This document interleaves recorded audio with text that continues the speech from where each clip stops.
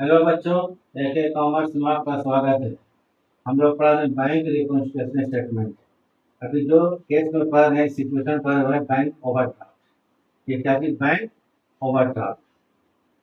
तो क्वेश्चन लिखा हुआ नहीं रहेगा, फिर समझा देते हैं पहचानने का तरीका। इसमें कैश बुक का होगा क्रेडिट बैलेंस और पासबुक का होगा डेबिट बैलेंस। तो समझेंगे साधारण या ओवरड्राफ्ट क्या है। ओवरड्राफ्ट अगर ओवरड्राफ्ट लिखा हुआ है तब तो प्रॉब्लम नहीं आएगा। कुछ नहीं लिखा हुआ है तो पहचानने का तरीका बता चुके हैं, कैश बुक का क्रेडिट बैलेंस और पासबुक का डेबिट बैलेंस। ठीक है। क्वेश्चन जब बनाते हैं तो किसी एक बैलेंस को लेकर चलते हैं। तो ओवरड्राफ्ट की स्थिति में, केस में, अगर क्वेश्चन हम लोग कैश बुक लेकर चले तो कैश बुक से बनाएंगे तो कैश बुक ही कांस्टेंट हो जाएगा, पासबुक घटे या बढ़ेगा।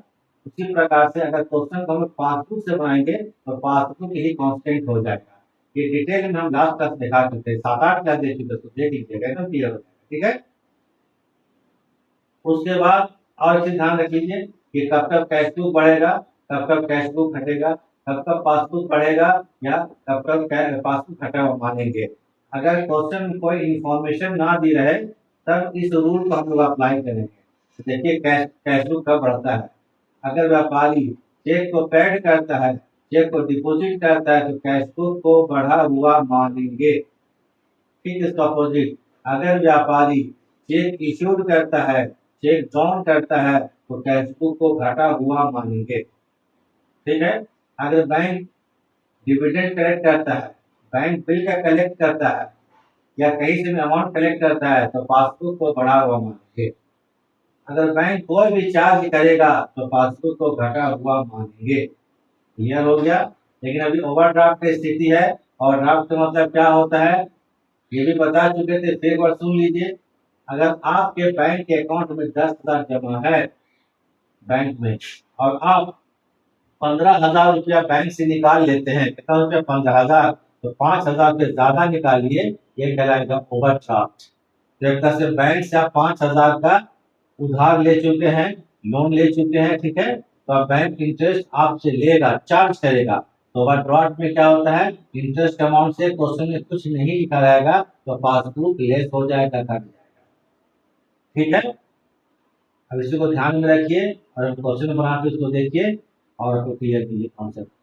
ध्यान से देखिए, क्लियर हो जाएगा। हम 7-8 प्ले दे चुके हैं, इसको देखिएगा, ठीक लगता है तो लाइक से सब्सक्राइब कर दीजिएगा। तो चलिए अब शुरू करते हैं।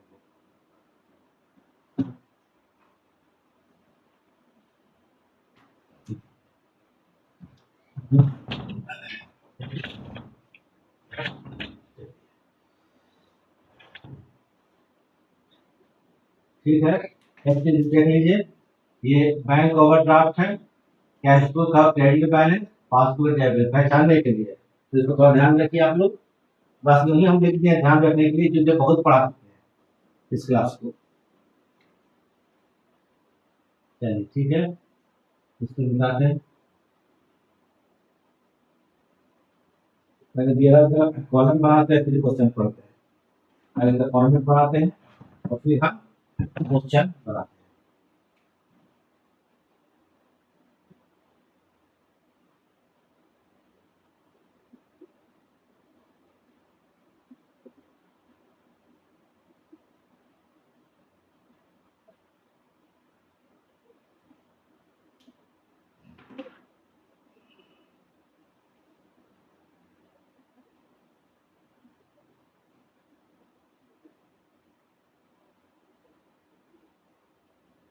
पर्टिकुलर अमाउंट रुपये,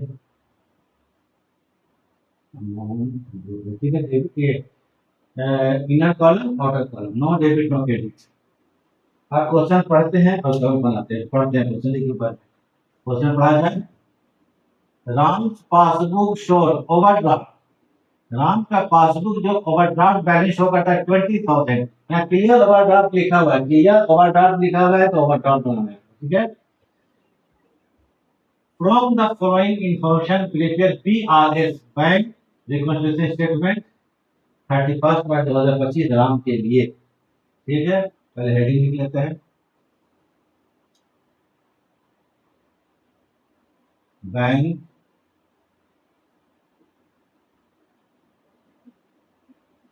रिकॉन्सिलेशन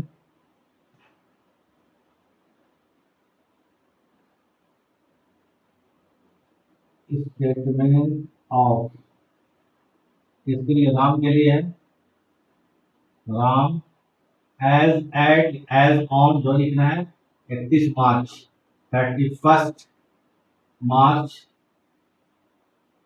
2025।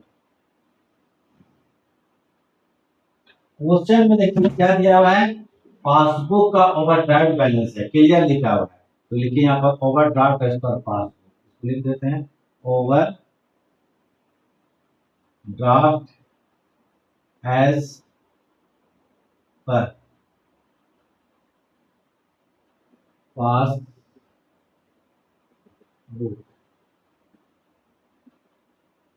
ठीक है, अब यहाँ पे लिखते हैं मेन कॉलम में 20,000 लिखने के बाद एक यहाँ पर ऐड लिख लीजिए, बढ़ाएं तो ऐड में आइटम लिखेंगे और एक लिख लेंगे क्या चीज, लेस, ऐड लेस, बढ़ाना घटाना।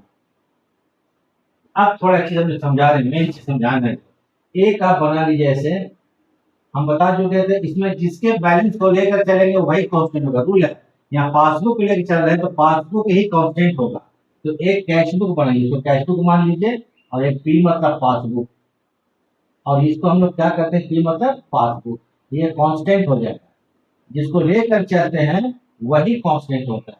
देखिए कांस्टेंट हम लिख दिए, 42 का मतलब दोनों का बैलेंस इक्वल चाहिए, ये कैश बुक है, ये पासबुक है, यहाँ दोनों इक्वल है और इसको इक्वल ही रखना है, ये कांस्टेंट है।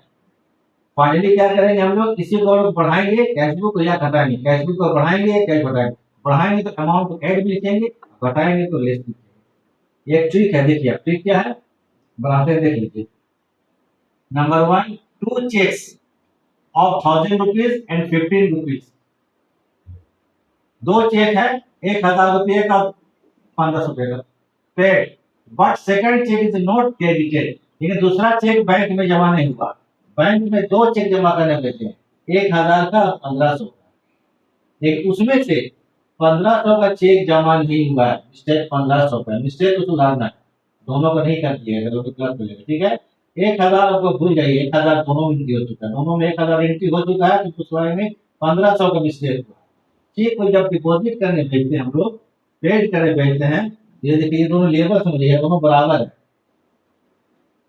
तो चेक को जब बैंक में जमा करने भेजेंगे हम लोग, तो कैश बुक को 1500 से बढ़ा दिए होंगे, 1500 का मिस्टेक है, यहाँ पे दोनों बराबर था, लेकिन 1500 चेक बैंक में जमा करने भेज दिए, तो पासबुक को 1500 से बढ़ा दिया गया होगा, 1500 से बढ़ा दिया गया होगा, दोनों में डिफरेंस देखिए क्या है, कैश बुक बढ़ा हुआ है, पासबुक घटा हुआ है, ये कांस्टेंट है, इसको इसके लेवल में लाना, इसको हम कुछ नहीं कर सकते, लेवल में लाने के लिए ये बढ़ा हुआ है, इसको नीचे लाएंगे, यहाँ पर घटा दिए तो लेस, तो इस आइटम को लेस में लिख दीजिए, यहाँ लिख दीजिए cheque paid but not credited 1500, mistake 1500 का है, तो cheque paid, check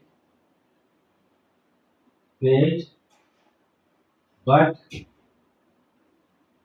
not credited, कितना हो जाएगा 1500, 1500 की कॉल मिलती है 1500। फिर आप क्या करते हैं, दोनों लेवल कर लिए, दोनों इक्वल हो गया। फिर दूसरा इंपोर्टेंट देखिए, टू चेक, फिर दो चेक है, 2000 का और 3000 का, टू चेक ऑफ रुपए 2000 3000 issued, but first cheque was not presented, लेकिन पहला वाला चेक, पहला चेक कितने का 2000, दूसरा चेक कितने का 3000, पहला वाला चेक प्रेजेंट नहीं हुआ, मतलब दूसरा प्रेजेंट दोनों जगह हो गया, दोनों जगह एंट्री हो गया, नो मिस्टेक, मिस्टेक वही नहीं, तो 3000 को भूल जाइए, मिस्टेक 2000 को हुआ, तो इसका मतलब क्या हुआ कि 2000 का चेक को इशू किया गया, चेक से पेमेंट किया गया, लेकिन बैंक में प्रेजेंट नहीं हुआ। आप देखिए दोनों यहाँ पर लेवल बराबर है, चेक जब इशू करते हैं तो कैश बुक 2000 से घट गया होगा, होगा बुक है ना। अब दोनों मंत्र देखिए, यहाँ दोनों बराबर था, चेक इशू किए तो कैश बुक घट गया होगा, घट गया है, इसको इसके लेवल में लाना है।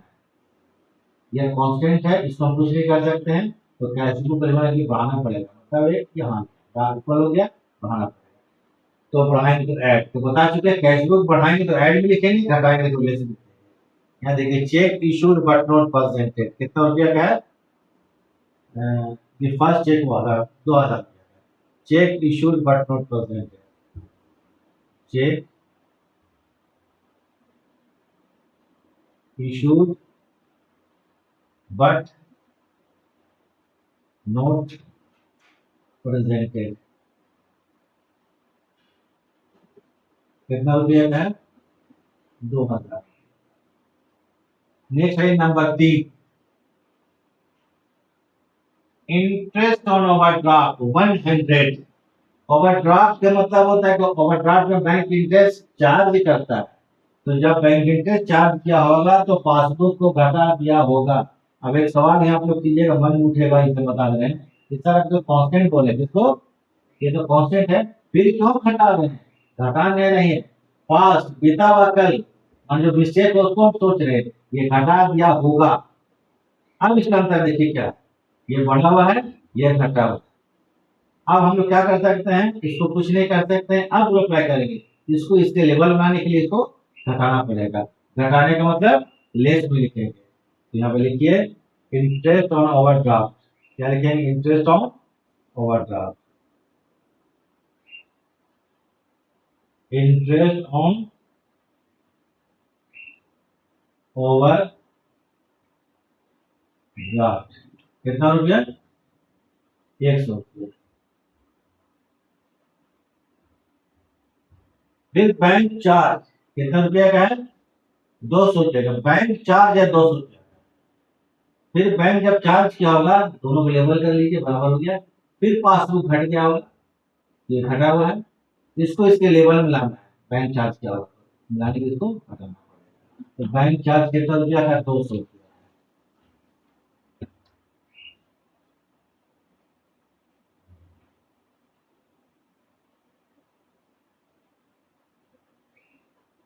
बैंक चार्ज 200 रुपये का है। नेक्स्ट आइए, 5 dividend collected by the bank 500। Bank ने 500 का डिविडेंड कलेक्ट किया, व्यापारी डिविडेंड कलेक्ट किया। जब बैंक कोई भी कलेक्शन करता है तो पासबुक को बढ़ा देता है, ये 500 से बढ़ा दिया होगा। अब डिफरेंस देखिए दोनों में, इस मिस्टेक का, ये बढ़ा हुआ है, ये घटा हुआ है, तो कांस्टेंट है, मिलाने के लिए कैश बुक को बढ़ाना पड़ेगा, ऊपर ले जाएंगे admit, dividend collected by the bank admit, ठीक है।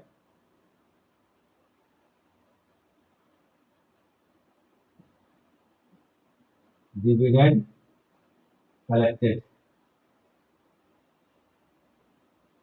बाय द बैंक, कितना? 500। एक और एंट्री आइए, finally directly deposited into the bank 1000। Bank में कोई जाके जमा कर दिया, कोई पर्सन, कितना? 1000।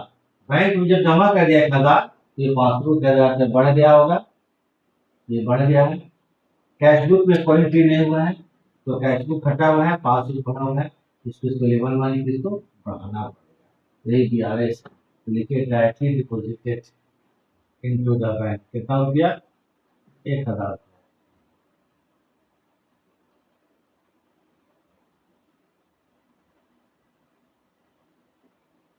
डायरेक्टली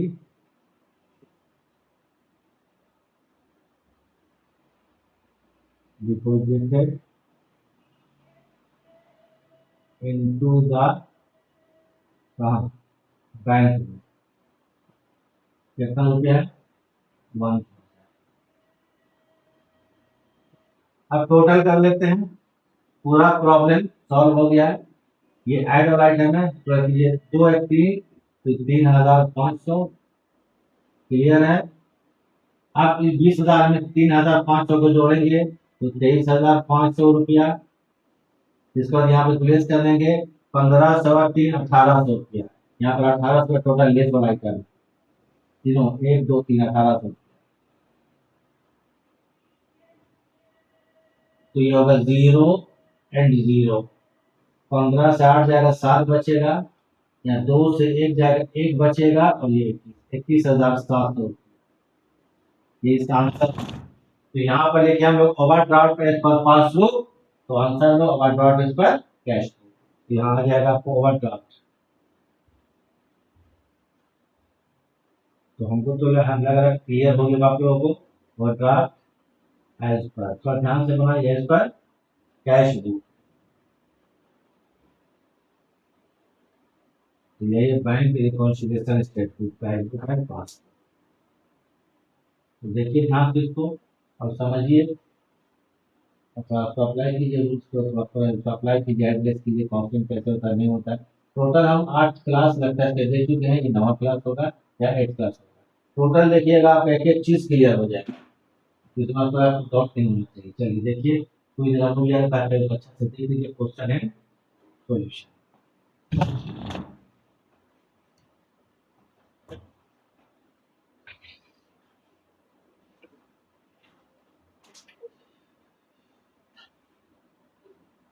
चलिए क्लास हम खत्म करते हैं।